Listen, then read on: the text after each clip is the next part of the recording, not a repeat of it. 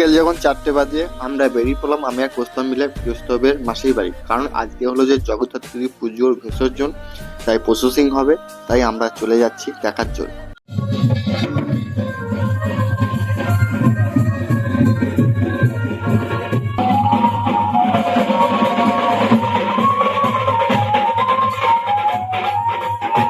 তবে এখন মাসির বাড়ি এসেছি, তো অনেকক্ষণ আগেই চলে এসেছি, তো এখানেই বসেছিলাম। কথা হলো যে আরে ভাই আমি চুলটা কেটে না এত অসুবিধার মধ্যে পড়ে গেছি, তো চলো লাস্ট পর্যন্ত দেখো কি করি না করি। আর চুলটা কেটে খুব অসুবিধার মধ্যে পড়ে গেছি, রাতের বেলা টুপি পরতে হচ্ছে।